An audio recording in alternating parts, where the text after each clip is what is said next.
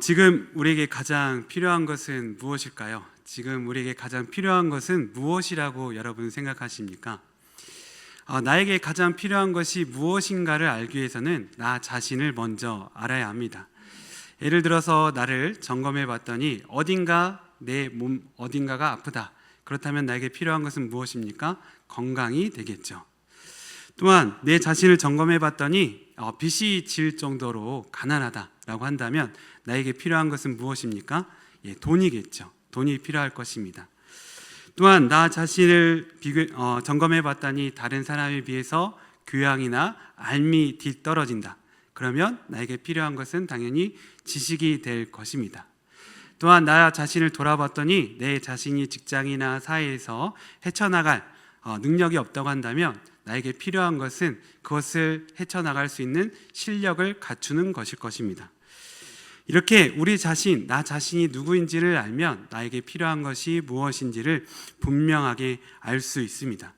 그런데 나에게 정말 필요한 것이 무엇인지를 우리는 잘 알지 못합니다. 왜냐하면 나 자신을 잘 알지 못하기 때문입니다. 물론 이제 배고픔이나 눈에 보이는 것이 결핍되었을 때는 이것이 정말 필요하구나 바로 깨달을 수 있습니다. 그런데 정말 필요한 것은 사실 우리 눈에 보이지 않는 것, 우리가 잘 모르는 것입니다. 그것들은 부족하고 결핍되어 있어도 그것을 잘 먼저 깨닫지 못하기 때문입니다. 여러분, 행복한 나라가 되기 위해서 가장 필요한 것은 무엇이라고 생각하십니까?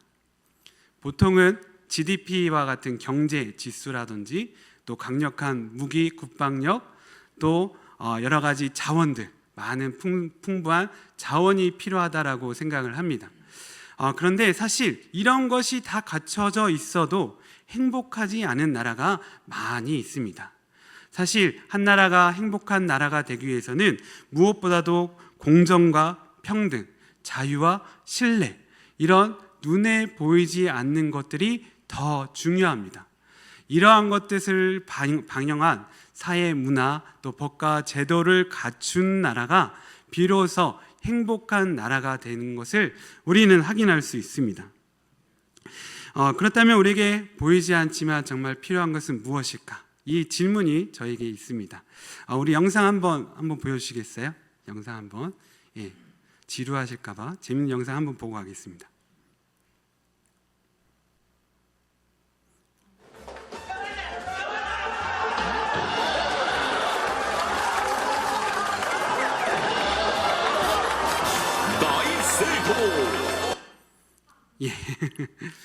무슨 내용인지 아시겠나요?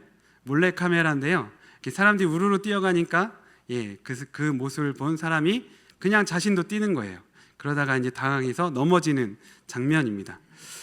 이렇게 우리는 웃으면서 이 영상을 보지만 사실 이 영상을 보면서 우리의 삶과 많이 닮아 있는 것 같습니다. 다른 사람이 뛰니까 나도 열심히 뛰는 것이죠. 그러다가 어때요? 이렇게 이유도 모른 채 넘어지는 것이 우리의 인생이지 않을까 생각이 듭니다. 이렇게 많은 사람들이 이런 삶을 살기 때문에 자신이 왜 뛰는지도 모르고 왜 열심히 살았는지도 모르고 살아가기 때문에 많은 사람들이 불안해하고 힘들어합니다. 그런 차원에서 한번 우리의 상태를 한번 체크해 보았으면 좋겠습니다. 한번 띄워주세요. 여기서 보시고 내가 5가지 이상이 해당이 된다라고 하시면 상담이 필요하십니다. 우울, 초기라든지 번아웃 증상이기 때문에 한번 보시고 어떻습니까? 글씨가 안 보여. 글씨가 안 보이시구나. 안 보시는 게 더 나은 것 같습니다. 우리 성도님들은 다 행복하신 걸로 그렇게 알고 넘어가도록 하겠습니다. 근데 이렇게 이 질문지를 보면 많은 사람들이 해당되는 사항들이 있습니다. 그만큼 많은 사람들이 살기가 힘들다고 이야기합니다. 특별히 지금 이 시대에서는 많은 사람이 힘들다고 이야기하는 것 같습니다. 그런데 사실 우리나라가 지금 역사상 가장 잘 살고 있는 시대입니다. 예전에 6.25도 있었고, 예전에 정말 많이 보릿고개도 있었고, 일제시대도 있었는데 지금 이렇게 풍요로운 시대에도 사람들이 힘들다고 이야기합니다. 왜 그럴까요? 왜 그럴까요? 사실 우리나라가 세계에서 몇인지 아시나요? 세계 경제 몇인지 아시나요? 올해는 좀 순위가 떨어져서 14위라고 합니다. 14위. 250개국에서 14위 정도면 정말 잘 사는 나라입니다. 그럼에도 우리나라 국민들은 살기 힘들다라고 말하고 있습니다. 이를 반영한 것이 행복지수입니다. 우리나라 행복지수가 147개국 중에 52위라고 합니다. 특히나 10대나 20대 청소년, 청년들의 행복지수는 세계 꼴찌라고 합니다. 왜 이런 일이 일어날까요? 우리는 풍요로운 사회에 살아감에도 불구하고 왜 많은 사람들은 불행하다고 느끼는 것일까요? 그것은 우리 스스로가 나 자신에게 무엇이 필요한지를 정확하게 모르고 살아가기 때문입니다. 추위에는 무엇이 필요할까요? 추우면 무엇이 필요합니까? 불이 필요합니다. 어두우면 빛이 필요합니다. 목이 마르면 물이 필요합니다. 그런데 이렇게 필요한 것이 있는데 이것을 공급해 주지 않으면 이 문제가 해결되나요? 전혀 해결되지 않습니다. 우리에게 무엇이 필요한지를 정확히 알고 그것을 채워야 우리가 행복할 수 있는데 그렇지 못하기 때문에 우리가 많은 사람들이 힘들다, 불행하다고 이야기하는 것이죠. 오늘 말씀을 통해서 저는 그 답을 찾았습니다. 우리에게 가장 필요한 것은 바로 하나님의 격려입니다. 격려 뜻을 아실 것입니다. 격려 한자를 제가 보니까 여자가 만자가 있고 힘력자가 있더라고요. 그래서 여자 자체가 만에 힘을 주다라는 의미가 있다고 합니다. 그만큼 많은 힘을 주는 것이 바로 격려이다. 그래서 쓰러져 있는 사람조차 일으킬 수 있는 것이 바로 격려라고 할 수 있습니다. 어떤 20대 청년이 쌀이나 음식, 돈을 20여 차례 훔치다가 경찰에 잡혔습니다. 여러분은 그 청년을 어떻게 생각하실 건가요? 어떻게 생각하십니까? 이 청년을. 그 청년은 범죄자이다. 이 청년은 제대로 살기 좀 힘든 사람이구나. 이렇게 생각할 수 있을 것입니다. 그런데 이 청년을 잡은 경찰관이 이 청년의 딱한 사정을 듣고 이 청년이 고아 출신임을 알고 3만 원을 주고 훈방해서 돌려보냅니다. 그런데 이 하나의 격려가 이 청년의 삶을 완전히 바꿔버립니다. 이후로는 열심히 일하면서 자신이 돈을 벌어서 그 돈으로 먹고 사는 삶을 살아가게 되는 것입니다. 그리고 이 청년이 나중에 이 경찰관을 찾아와서 3만 원을 갚았어요. 그리고서 이 청년이 이 뉴스의 인터뷰에서 말하기를 자신의 생애 가운데 처음으로 받아본 격려였다. 자신을 처음으로 이렇게 생각해 준 사람이 처음이었다. 그래서 나도 살만한 가치가 있는 사람이라고 느꼈다라고 이렇게 인터뷰를 했습니다. 그래서 이렇게 격려는 우리의 삶을 바꿔줍니다. 그것을 아시기에 하나님은 우리를 이루하시고 격려하십니다. 오늘 함께 읽은 이사야 말씀은 하나님께서 포로로 먼 이국 땅에 가 있는 이스라엘 백성들에게 전해주신 말씀입니다. 불안하고 힘들고 걱정하는 이스라엘 백성을 격려하신 하나님의 말씀입니다. 사실 이스라엘 백성, 유대인만큼 많은 핍박과 박해를 받은 민족이 드뭅니다. 특별히 2000년이라는 시간 동안 나라가 없던 민족이었습니다. 그럼에도 불구하고 유대인들은 지금 어떻습니까? 세상에 많은 영향력을 끼치는 민족으로 남아 있습니다. 그렇게 할 수 있었던 이유는 하나님께서 이들을 격려하셨기 때문입니다. 격려하여 이들을 세워주셨기 때문입니다. 사실 하나님은 유대인들을 격려하실 필요가 없었습니다. 왜이죠? 그들이 하나님 말씀에 불순종해서 나라가 망하게 되었고 그들이 포로로 잡혀가게 되었기 때문입니다. 그들은 하나님께서 선지자들 보내서 많은 하나님의 말씀을 전해주시고 그들에게 경고하시고 가르쳐 주셨음에도 불구하고 그들은 하나님을 버리고 우상을 섬기고 외세를 의지했습니다. 그로 인해서 하나님 말씀대로 망하게 되었던 것입니다. 그럼에도 불구하고 하나님은 이들을 다시 하나님의 백성으로 세우시기 위해서 그들을 말씀으로 격려하고 계십니다. 그것을 통해서 이 희망이 없는 이 유대인들은 다시 일어날 수 있었습니다. 하나님께서 무엇이라고 격려하십니까? 내가 너를 창조하였고 내가 너를 구속하였고 내가 너를 지명하여 불렀으며 그래서 너는 나의 것이다. 그래서 나는 너를 사랑한다.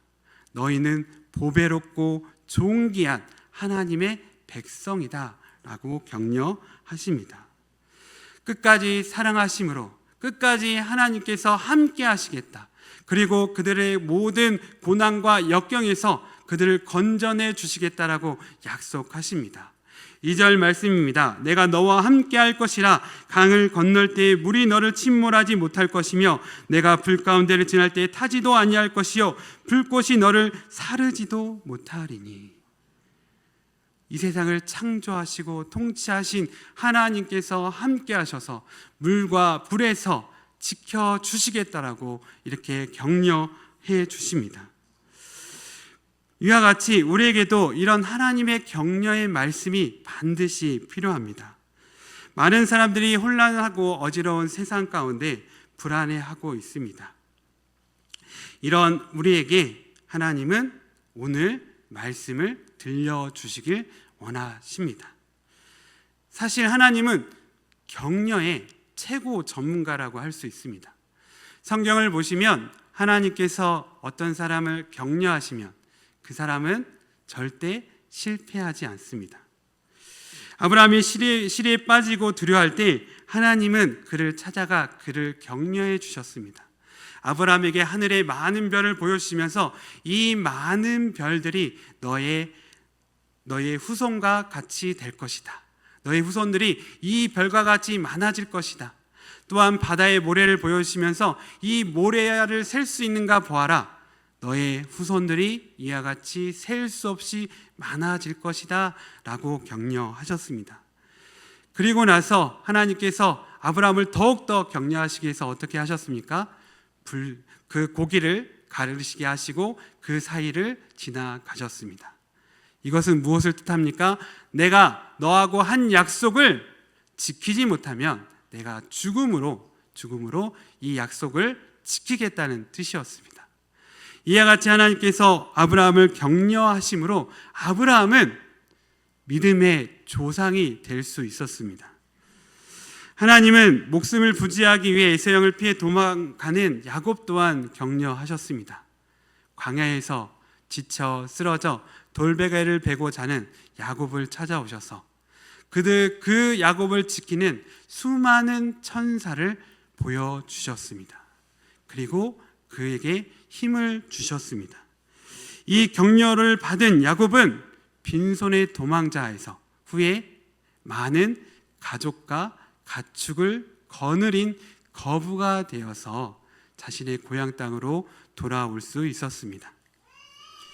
요셉이 노예로 팔리고 억울한 누명을 쓰고 중죄인이 되었습니다.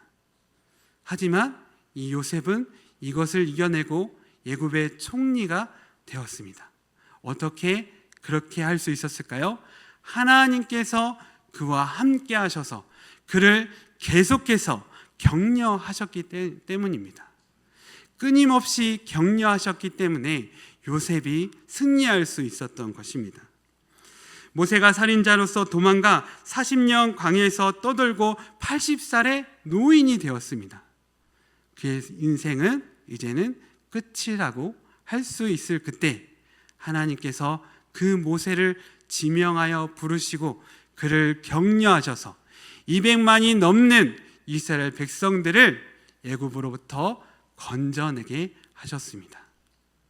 하나님이 격려하셨기 때문에 가능한 일이었습니다. 하나님은 또한 모세의 후계자 여호수아도 격려하셨습니다. 강하고 담대하라.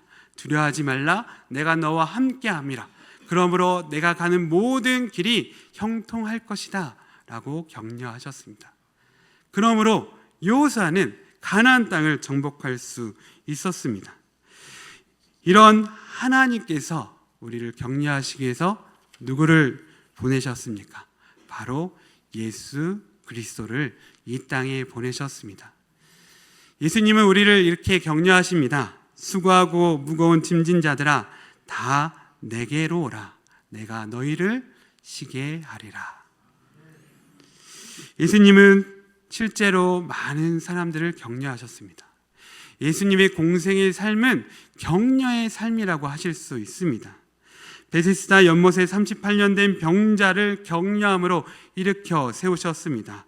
또한 바디메오의 눈을 뜨게 해 주셨습니다. 혈병 걸린 여인의 병을 고쳐 주셨습니다.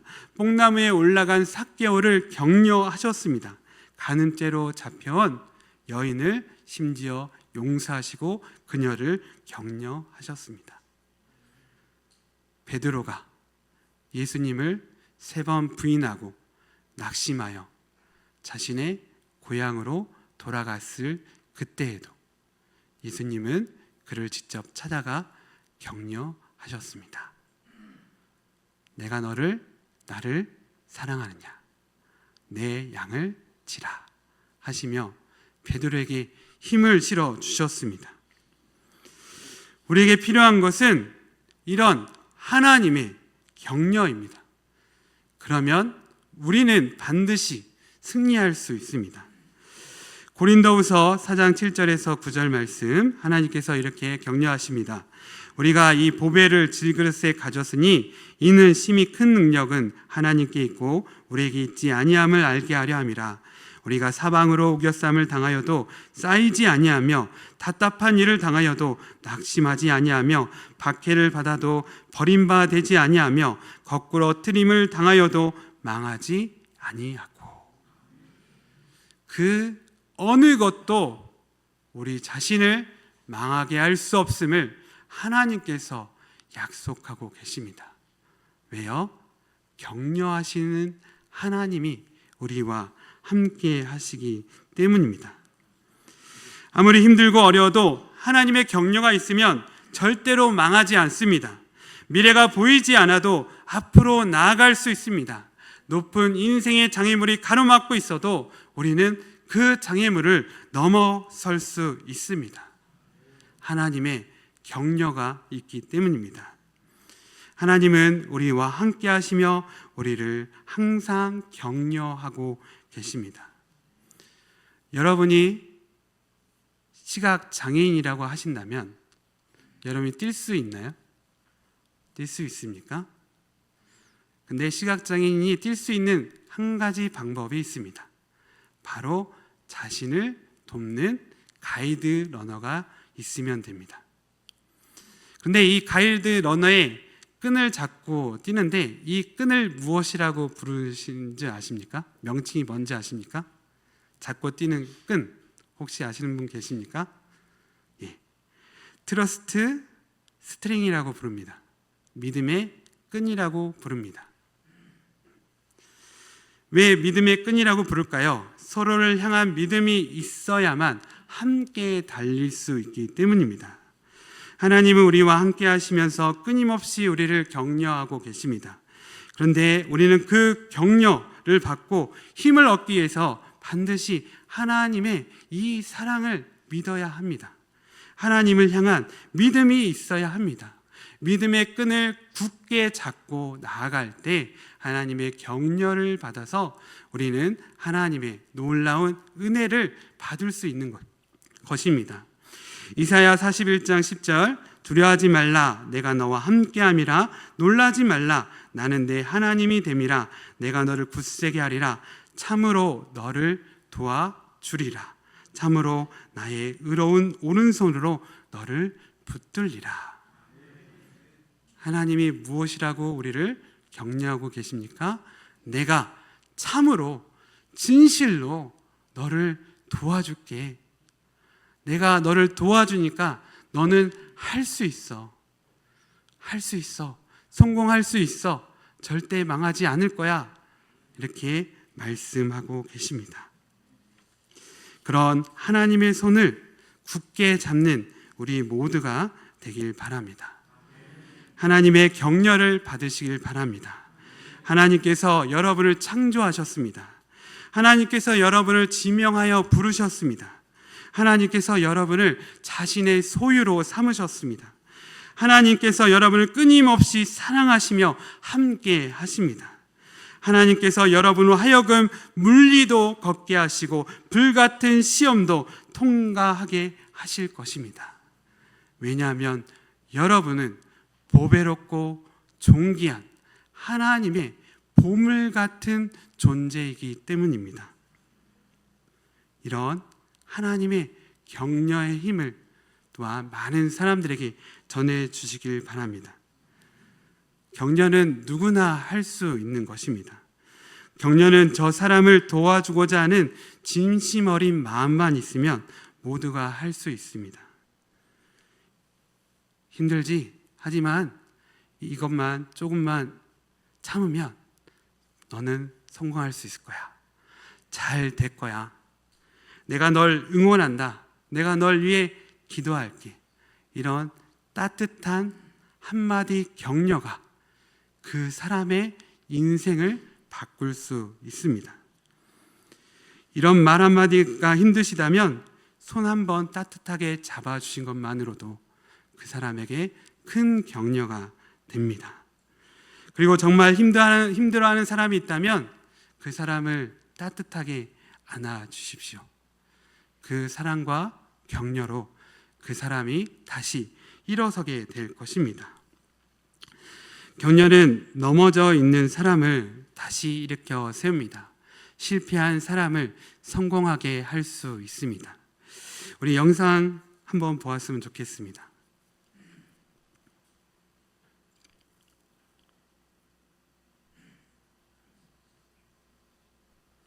플레이를 눌러주세요. 자신의 키보다 높은 핀틀 넘기에 도전하는 한 학생, 힘껏 뛰어보지만 자기 가슴 높이밖에 닿지를 못했습니다. 두 번째 도전에선 허리 높이까지 뛰었다가 결국 또 실패하고 마는데요. 세 번째 시도 역시 핀틀 위에 걸터앉고 말았습니다. 속상한 마음에 급기야 눈물까지 흘리는데요. 그 사이 아이를 향한 관중석의 응원 소리는 점점 커집니다. 포기하지 않고 네 번째 도전하는 아이, 안타깝게도 또 실패했습니다. 그때 지켜보던 같은 반 친구들이 실패를 거듭하던 친구를 둘러쌌습니다. 서로 어깨를 두른 채 한 목소리로 힘차게 친구를 응원합니다. 친구들의 응원 덕분일까요? 있는 힘을 다해 뛰어오른 아이, 다섯 번째 도전 만에 이렇게 핀틀 넘기에 성공했습니다. 지켜보던 사람들 사이에서 큰 박수가 터져 나왔는데요. 누군가의 격려와 응원, 얼마나 큰 힘이 되는지 보여주는 훈훈한 영상인 것 같습니다. 저는 이 영상을 보면서 우리 교회가 이런 교회가 되었으면 좋겠다는 생각이 들었습니다. 못하고 실패한다고 왜 이렇게 못해? 그것도 못해? 이렇게 말하기보다는 같이 응원해주고 할 수 있어. 한 번 더 힘을 내보자. 하나님께서 너와 함께 하셔. 하나님께서 너를 도와주실 거야. 하나님께서 반드시 너를 귀하게 쓰실 거야. 서로를 격려하는 그런 공동체가 되었으면 좋겠습니다. 내 격려가 필요한 사람이 생각나신다면 오늘 집에 가셔서 전화 한번 해주시길 바랍니다. 또 특별히 자녀들에게 사랑한다고, 나는 너를 믿는다고, 나에게 있어서 너는 보배로운 존재라고 격려해 주십시오. 내 사랑하는 자녀에게 가장 필요한 것은 부모의 진심 어린 격려입니다. 오늘은 성노예 헌신 예배로 예배를 드렸습니다. 이렇게 성노예 어르신들이 함께 모여서 하나님을 찬양하고 예배 드리는 모습을 보면 참 저에게 격려가 됩니다. 그래서 사실 그걸 생각하면서 오늘 주제를 정해서 말씀을 준비했습니다. 누구보다 치열한 인생을 사셨기 때문에 이 믿음의 자리를 지키시는 것만으로도 우리 모두에게 힘이 되심을 아셨으면 좋겠습니다. 그래서 계속해서 우리에게 좋은 믿음의 본을 보여주심으로 우리를 격려해 주시는 우리 교회의 어르신으로 남으시기를 바랍니다. 그렇게 많은 격려해 주시는 해주시길 부탁드리겠습니다. 기도하겠습니다.